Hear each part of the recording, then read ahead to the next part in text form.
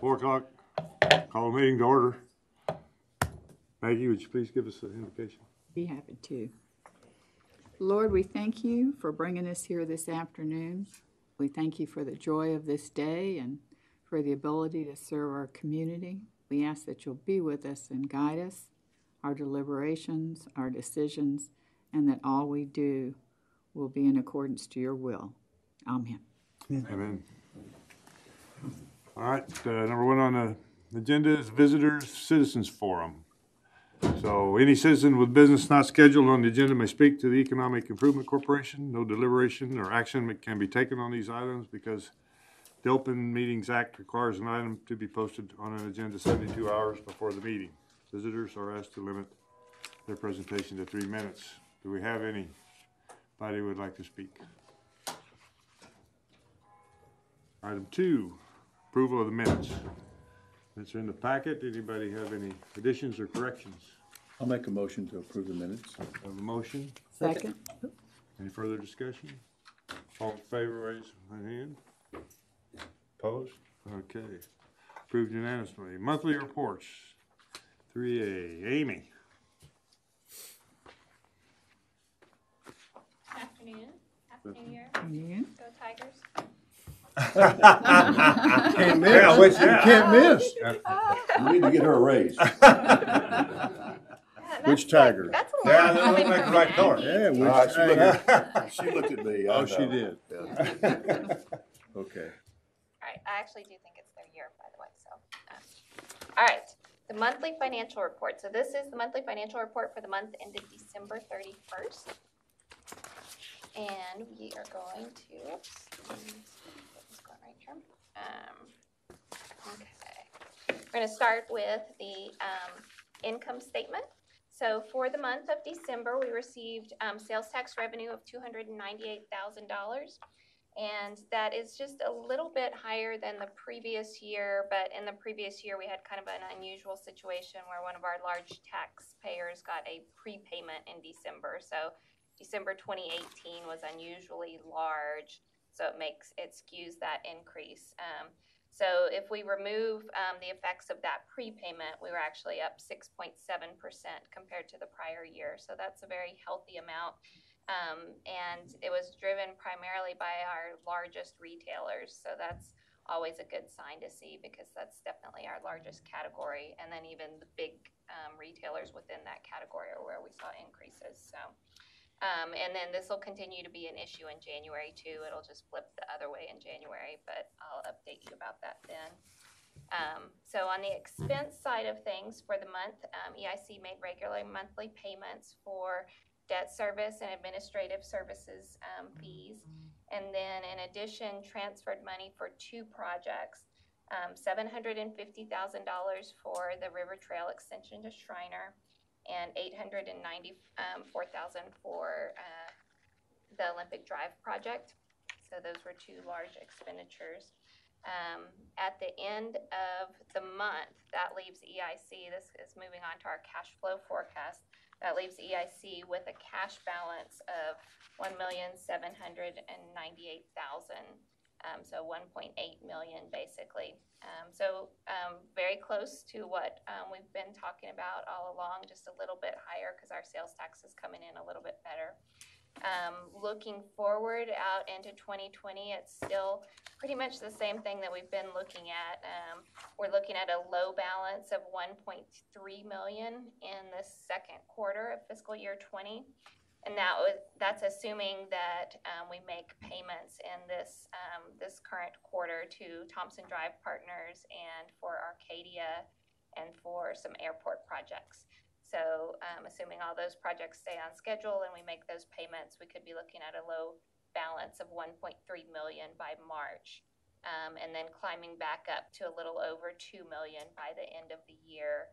And this is looking at just projects that, we actually have signed agreements on. Let's see. Moving on to just some of our financial analysis, you can see that there's 3 projects right now that we have remaining funding commitments on. And so that's the Thompson Drive Partners that we just talked about, the Arcadia, and the airport. But with these payments in December for Schreiner River Trail and Olympic Drive, that completes EIC's funding for those projects. We still have the cash invested in a tax pool account. It's currently earning 1.83%, and it's completely liquid. And as far as our sales tax analysis goes, we're looking a little bit better than budget, so we're happy to report that. And I'm happy to answer any questions that you may have. What's the reason for those big prepayments most of the time on the sales tax revenue? I think it is a timing issue of when, there's a 2-month lag. So these December payments actually represent money that was collected in October and sales that happened in October. And so it's supposed to go to the comptroller the next month, and then the month after that, it comes back to the city. So if one of these taxpayers gets their monthly sales tax filing done early and gets their money to the comptroller a little bit earlier, then we get it earlier than usual. Usually, they file around their deadline each month, but for whatever reason, in December of last year, they filed it could have just been a few days earlier, but enough to get it to us a month earlier, so. Do you have a breakdown of the sales tax? You talked about a lot of it's retail, but do you keep it broken down by manufacturing, retail, and can you provide a little bit of that quarterly for us to say this is a... Yeah, we do. We get confidential sales tax information from the comptroller that actually breaks it down like by taxpayer. It is, confidential information. So, but we do also see, yes, we do also see categories, and manufacturing is a separate category from retail. And then as far as our categories go, like, retail is definitely our largest, but accommodations and food services, those are together. But food services definitely makes up the bulk of the money that the city of Kerrville sees from that category. So that's the second largest category. And then manufacturing is either the third or the fourth largest, but it is broken out separately. So how many total categories do you have? Let's see. I mean, it has to be sort of 10, 15, 20? Yeah, it's That's too many. about 20, and then we have some that are unclassified. It falls off a lot after the first. first 10. It does, and we have, there's some large categories like for public utilities and for information services, but that's considered like cable internet providers. There's some categories like that as well. But yeah, the top about 7 or so, account for the majority of it. Could you show us that next time? Yes, I sure can. On an annual basis or a quarterly basis? Okay, I will add that. Be interesting number, all right. Anybody else have any questions or? Approve the financial reports? Yeah, We don't have maybe to take approve any, it. Yeah. Yeah, I don't think we have to take any No. action. They don't have to take just it. for information only, so Okay. no actions required. All right. All right. All right, 3B project update, EA.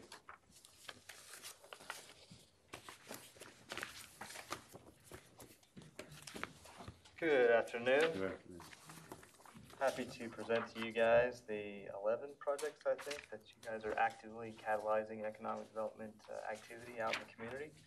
River Trail Extension, happy to say that last week we started the initial pours. First section of River Trail, we completed 100% of the clearing between G Street and Schreiner University Trailhead, but we started the pour right there adjacent to G Street. So we will very shortly, probably within the next couple weeks, actually have 2 crews of concrete pouring going on, kind of attacking it from both sides, meeting in the middle, but still on track, weather permitting, to hopefully be wrapping that project up in around the April timeframe. So keep you posted on that. Tennis center improvements, those are going well. We got word from the contractor last week that we are hoping for substantial completion in the late February timeframe. Aquatic feasibility study, we are wrapping that study up. We intend to present that information to the Parks Board in an open community format in the March timeframe. So more information to come on that. We are taking that information, which gives a scope of options for different elements that the community provided input on, and beginning to take those to various potential funding partners and philanthropic entities and garnering to see if there's interest out there and potentially funding that project, looking at what options we may have to move forward. Olympic Drive Infrastructure Extension Project. As you can see, that construction in that area is blowing and going on the middle school, and we have met over the holidays with the contractor for the utility and street portion of that. They are intending to mobilize either late this week or early next week, so that project will be kicking off very soon. Legion Lift Station, we've got a few more pieces of equipment that are coming in, but that is quickly wrapping up. We're hoping that that project is also substantially complete within the next month or so. Aerial Pipe Bridge, happy to announce that we have completed the application just this last week for the additional $500,000 in disaster recovery funds to add on to the $1 million that we already received from Texas Water Development Board. So continuing to progress that project, and we have started the engineering on that project. Hobby Lobby / Econo Lodge demolition and remediation. They are, my understanding, set to, they got big signs, at least in the window, that they're looking at a grand opening January 27th. So more information to come on that, but excited to see that happen. I know we've seen lots of employees scurrying around there, building shelves, stocking shelves, and receiving training. So Thompson's Per 98 infrastructure extension, that project's going very well.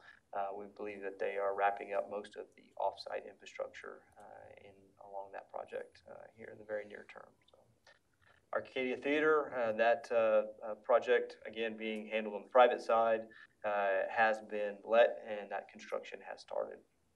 Kerrville Airport improvements, Mary Rohr, airport manager, myself, and Kyle Burrow, our city engineer, actually just met this afternoon talking about the next phases for demolition of that horseshoe building. I know Mary's working very diligently on the other components that we're partnering with TxDOT on in regards to ting hangers and box hangers. Box hanger part was the part that EIC was a partner on. So she is working those applications and working with our partners to make those work. Be happy to answer any questions you may have. Yeah, I think did we skip the downtown streetscape and parking garage? We sure did. I apologize. No We've got a problem. long list here. We have bids hoping to, a bid package, construction documents hoping to go out either at the end of this week or the very beginning of next week with the intent that we'll receive bids before the February 11th City Council meeting. Hopefully, if we get good bids, we'll be able to let that contract at that time. Great. Thank you. Yes, sir. Any other questions for me? Thank Okay, you, Ian. very good. Lots of activity. Thank you. Okay, update from the Kerr Economic Development Corporation, please. Welcome, Gil. Chair, members of the board, the bulk of my report today is going to be on the project Skymaster, which we've provided a briefing in the past. And then I'm going to be turning over to Teresa, who joined our team on November 1st. She's going to be giving a quarterly update as it pertains to business retention and expansion program that we have there. So, as a recap, Project Skymaster, that is the Tier 1 supplier to an MRO in the aviation and aerospace sector. They are considering an expansion at their location where they're at up in the Midwest, or possibly locating a new operation here in Kerrville. The project has a potential for up to 200 jobs over a 3 to 5 year period, and with starting salaries between $17 and $21 an hour, which is just above our average county wage, which, well, that's what it's all about, helping move that needle to increase the wealth in the area. So last month, a Kerrville delegation of Walt, Mary Rohr, E.A. Hoppy, and myself were up in the Midwest. We visited with the stakeholders at their corporate headquarters and 2 of their operations. They've got 3 facilities up in the Midwest. They employ upward of about 500 people. We met with the actual owner of the company. So this company continues to be a family operated. It's a small business. So we met with the main stakeholder. And I will say we came back pretty impressed with their operations, but more with what it is that they're planning to do. But we also told ourselves, EA and myself, when we were flying back, we had some time to kind of go over the project when we were at the airport, and we said, okay, there's a lot of work ahead of us. So the ball is kind of on our court now. So purpose of the trip was twofold. One was to retrieve the necessary information that we needed for this particular project. And then the other part, as economic developers, getting up there and instilling that confidence. Like, hey, look, we're Kerrville. You invest in us, this is what's going to happen, and we're going to walk you through the entire process. So as far as the information gathering, company did open up a lot more now as far as what some of their plans are, if they were to locate in this area. And again, we found that they're a little further along in their process than we had originally anticipated. This does not mean that they're coming. It just means that they're serious about the project that they have right now. And again, our competition is whether they're going to expand locally or invest somewhere else. They provided some of the spreadsheets with some of their costs as far as capital and operational costs for their expansion project. And specifically, they started talking about the new equipment. So for any new company that's looking into moving into another location, new equipment comes into play. So that's some of the dialogue that we had with a particular company.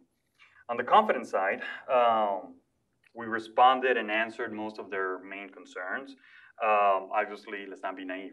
They talked about incentives, so we kind of walked them through that process, and they asked if there was going to be help at the local level, to which we said there's already some programs in place that have been put in place for a particular facility that possibly will benefit you. But most importantly, our relationships with the state, that's where we're going to gain a lot of traction as far as some of the programs that you're going to be tapping into.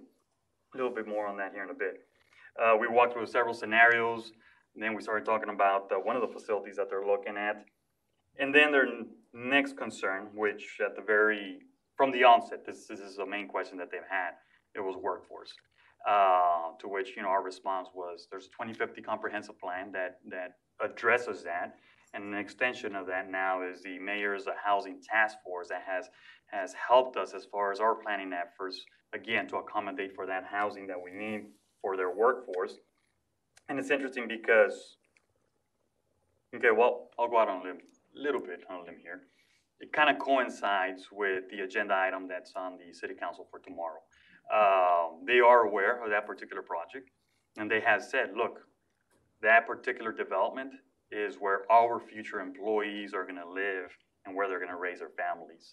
I'm not going to say they're going to be here or they're going to watch city council live tomorrow, but they are going to inquire about that result sometime this week. So again, I'm just going out a little bit on a limb as far as how something like that affects our job in economic development and how this particular prospect has asked about that. So as far as the timeline, they continue on track for the fall of 2020 to be in full operation. Hiring, if they were to come into this area, would be in the third quarter of this year. They're definitely looking for their first year to be at about 50 to 60 employees. By year 3, they anticipate to be at 200, which then they would grow into a much larger facility. One thing that has changed since when we were there and we visited them and we found is that the original product service line that they had said, okay, this is something that we would be looking at doing in the Hill Country in Texas if we moved there. They have added another product to it that would be adding, basically, we would go from aviation and aerospace manufacturing to advanced manufacturing. So now we'll be talking about robotics, possibly some CNC machining, and that high skill, technical skill set that now we start looking at really increasing the skill set in this area. So that's the exciting part about the project, that it's got huge potential, and we got a glimpse of what that could be when we were there, as far as them saying this is something that we would now be looking to add to this particular project. They have robotics there now? Correct, yes. And they'd be adding at least one of those machines down here. Mm-hmm. Did you share with them the agenda for tonight at the KISD school board, where they're adding some robotics courses potentially? Have not, like to watch the local meetings. Yeah, and I'm glad you brought that up, because have not, but we have discussed that as far as with the local school district. Mm-hmm. And we had a side conversation with the superintendent, because when I was up in Austin, met with the Texas Workforce Commissioner, who's going to be visiting us next month. that, and specifically asked about the KISD. It's like, I need to know what they're working on, because to this project that you have brought forth, there's some possible funding as far as equipment is concerned. You start to kind of connect the dots that we can help with, and that came up. So there's the wheels are in motion as it pertains to that. Talking about Austin, immediately coming after the visit, which was right around the time of the EIC meeting, I was up in Austin, the Capitol, trying to grab them before they let out for the holidays to get in front of them with this particular project. We had already given them one briefing, but now we had a lot more information. And coincidentally, I bumped into the new executive director for economic development. That's Adriana Cruz, whom I've met before. So I had to kind of like do my quick 30-second. It was literally at the elevator, so I had to do an elevator pitch as far as Kerrville, the project, here's where we're at, and this particular project is going to be in your desk, a month from now. So, so I was meeting with some of the individuals that work on this funding, and so we're now looking at we've set up a conference call that's going to be tomorrow between ourselves, the company, and the Office of the Governor before they start submitting their materials to make sure that we've checked off all the boxes. So the company definitely appreciates that, because that's something that they were looking for. Julian Alvarez, the Texas Workforce Commissioner, again, met with him, and we went over some stuff, and that's exactly what he was asking about, hence we're ready with that information. So there's some work that's being done in that regard. He's going to be sending the regional representative later this month. He said, I want my rep to be fully immersed in all things Kerrville, knowing that, one, he's coming in next month, and two, he knows about this particular project, which they want to see it happen here. So we're now in a position where we're starting to tie up some of these loose ends, looking at commitments, again, from the states. We're looking at the local workforce entity as well as the one in Austin. Alamo Colleges is going to be a huge part of making this project happen as well. As a matter of fact, we had some communication with them today.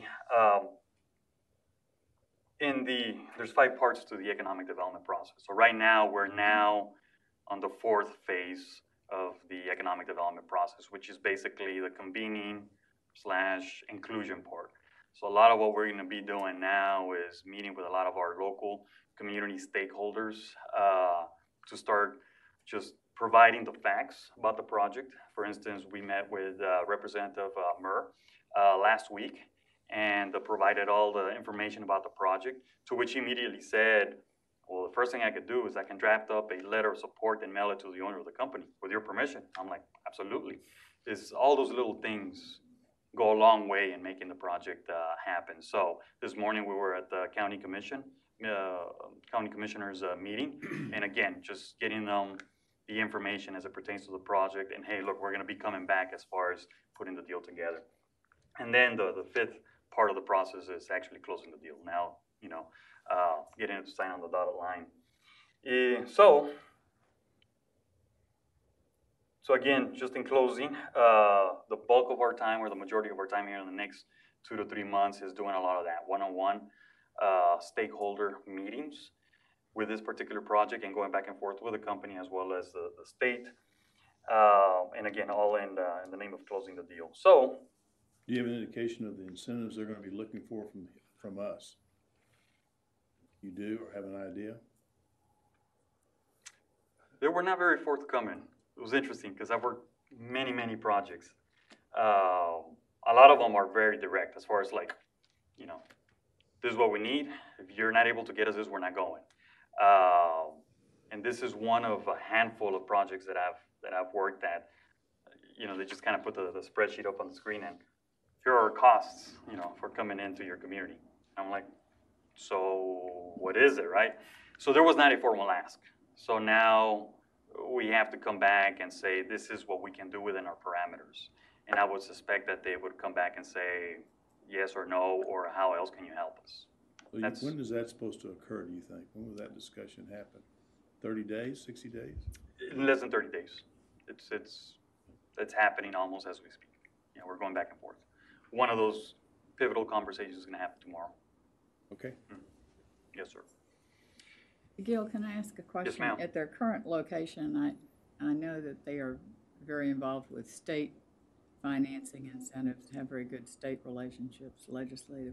What about local? What kind of local support do they get at their home base? Because of the state that they're in, similar to our state, they get some robust incentives where they're at. But they've been in operation since the 1980s, so it's more on the business retention expansion side. Ours, because it would be a new project, then would be looking at it a little differently. Are most of their incentives from the state or from the localities? The majority are from the state, from what I can gather. Okay, so I thought, okay.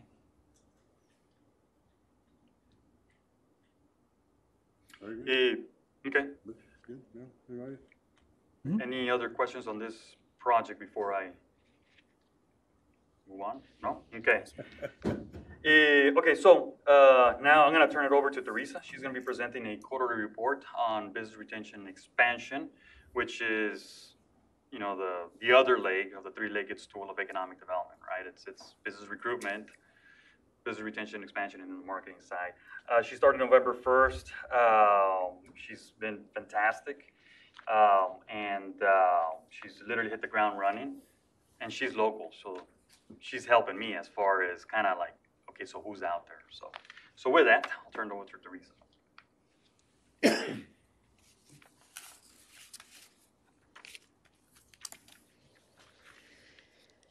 So good afternoon, Mr. Chair and members of the board.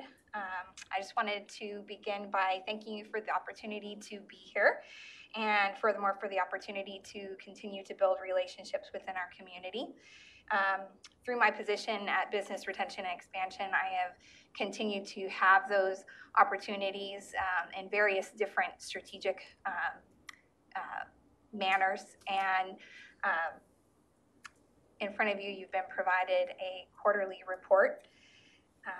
The main focus today is on business retention and expansion, and it's broken down into 4 categories referencing the business retention expansion column as it pertains to the target sectors and building relations within the local industries on the Kerr Economic Development Corporation 2-year roadmap and economic development ecosystem, as well as the metrics approved by our stakeholders for our fiscal year of 1920.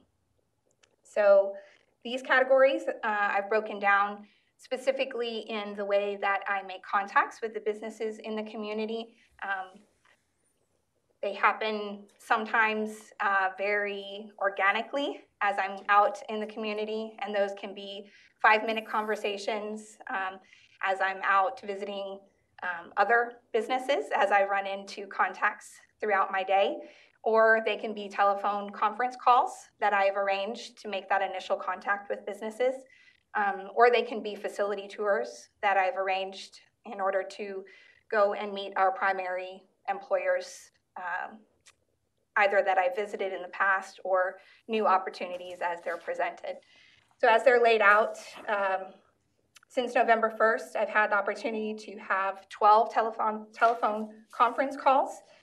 I've had initial or follow-up business visits with 12 employers, 4 facility tours, and out of those business contacts, we have either already known and followed up on or found out about 8 expansion projects and been involved in some aspect in 2 retention projects.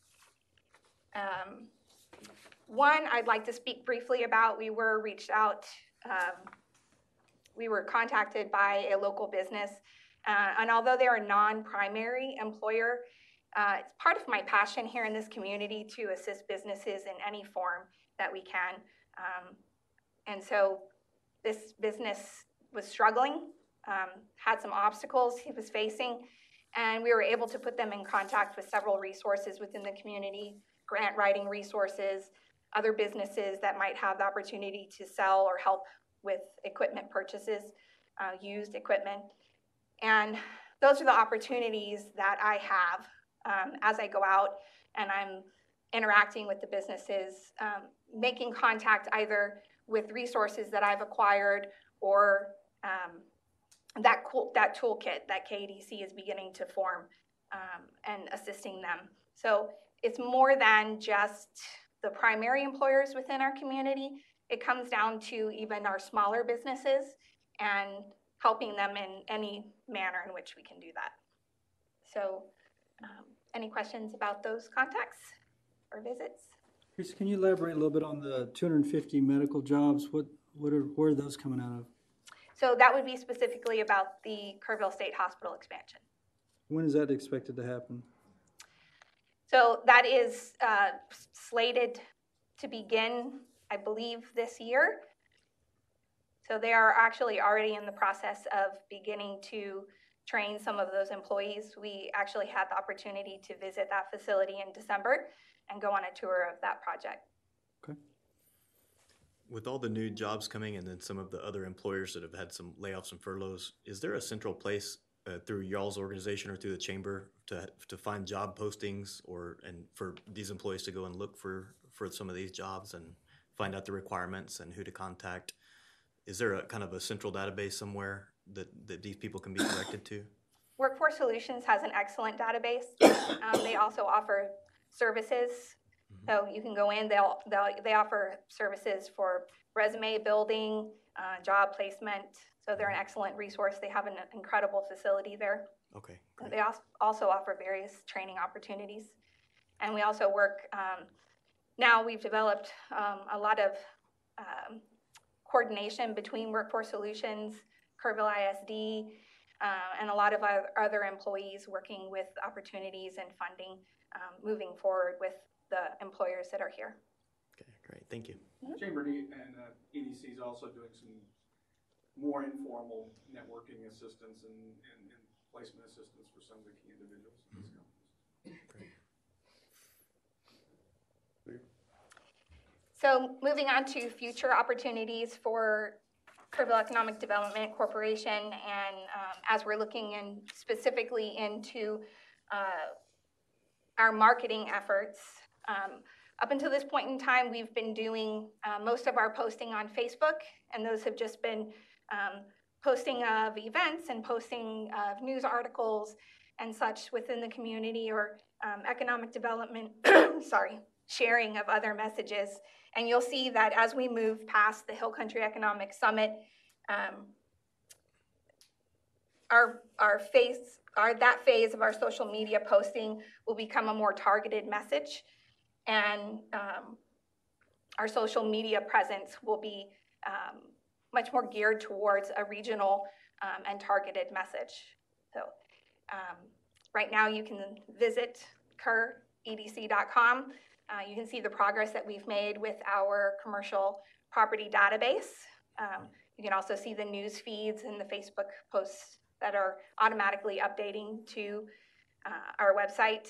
And you can also see the idea and the premise behind us being the centralized messaging and the centralized component for the site selectors and the developers coming to our website to be, instead of having to go to multiple websites to obtain information, we become the centralized messaging platform for that.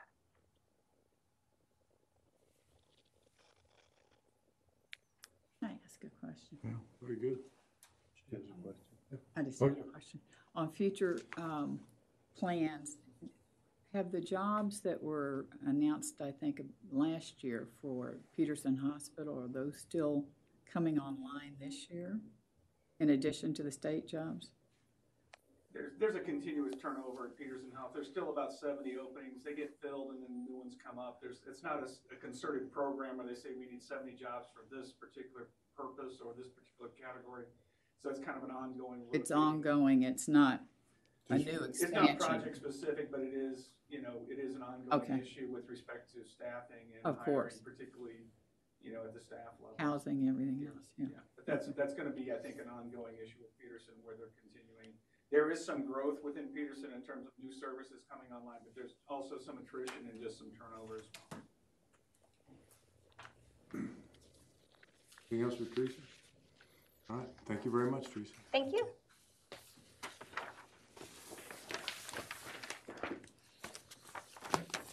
Okay. Economic, so number 4, executive session, Economic Improvement Corporation may, as permitted by law, adjourn to executive session at any time to discuss any matter listed above, including if they meet the qualifications of section 551, 071, 072, 073, 074, 076, and 087, chapter 551.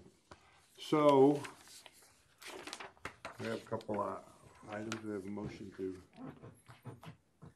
I'll move that we enter into executive session under section 551.072 and 551.087 to discuss KERV airport improvements and Hill Country shooting sports grant application.